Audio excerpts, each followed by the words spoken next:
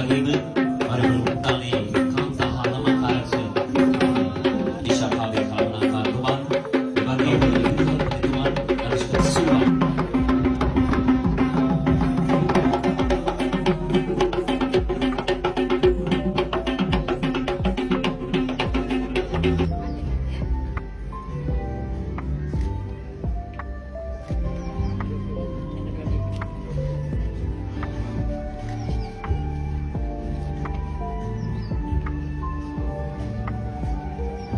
මේ පාසලට ඉගැන්වීම කටයුතු සඳහා පැමිණෙන දාබර ගුරුතුමියකට ඔසුන් සභාවේ ආමන්ත්‍රණයට එතුමිය ඉංග්‍රීසි භාෂාව පිළිබඳව කතා කරද්දී ඉංග්‍රීසි භාෂාව පිළිබඳව ඉතා හොඳ අත්දැකීම් තිබෙන එතුමිය තමාගේ උපාධිය නිමා කරන්නේ හොරයිසන් විශ්වවිද්‍යාලයේ.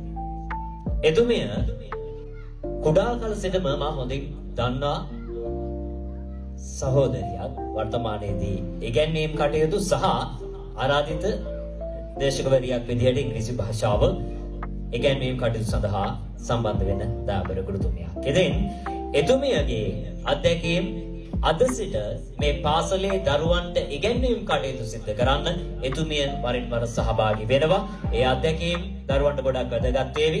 කොළඹ ඉඳලා මෙහෙට එන්න දුෂ්කර කාර්යයක් වුණත් එතුමිය දරුවන්ට ආදරය කරන මානසික ගුණධම් තියෙන තා උතුම් සහෝදරියක් වුණ නිවැරදි. ඉතින් ඊටාම ගෞරවයෙන් යුතුව ආරාධනය කරන උත්සව සභාව ආමන්ත්‍රණය කරන්න සුදාරි කටුකිදල දාබර ගුරුතුමියට ආරාධනය උත්සව සභාවේ ඊළඟ ආමන්ත්‍රණයට.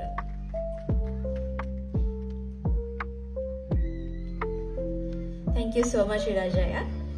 So, good morning, everyone. My loving parents, my loving principal madam, our manager, and our lovely students. Thank you so much for having me today. So, it's going to be a very important day for all of us here. අපේ ආදරණීය විදුහල්පතිතුමිය ගැන අනුරාධා රූපසිංහ මහත්මිය ගැන එතුමිය ඇත්තටම විරාජය කිව්වා වගේම ආරාධිත අමුතන් කිව්වා වගේම ගොඩාක් ලෙන්ගතු ශනිකයක් මොනතරම් ලෙන්ගතුද කියනවා නම් එතුමියගේ හිනාව එතුමියගේ කතා බහ කරන ශෛලිය හැම දෙයක්ම හරිම ආදරණීයයි. මොකද නැත්තම් විරාජය කිව්වා වගේ කොළඹ ඉඳලා මෙහෙට එන්න පැය දෙකමාරක් යනවා හයිවේ එකේ ආවත් ඒත් මට බෑ කියන්න හරිම ලෝභයි එතුමියගේ ආදරණීය ලෙන්ගතු පෞරුෂය නිසා. So when it comes to English language, it is the linking language or it's an international language. මේ ලෝකේ කොහෙද ගියත් අපිට ඩීල් කරන්න තියෙන්නේ කමියුනිකේට් කරන්න පුළුවන් මාධ්‍ය තමයි ඉංග්‍රීසි කියන්නේ. රටෙන් පිටට යන්න ඕන නැහැ. මේ රටේ වුණත් අපේ දමිළ මිත්‍රයෝ ඉන්නවා, මුස්ලිම් මිත්‍රයෝ ඉන්නවා. ඒ අයත් එක්ක වුණත් අපිට සමහර වෙලාවට කතා කරන්න අමාරුයි සිංහල භාෂාවෙන්.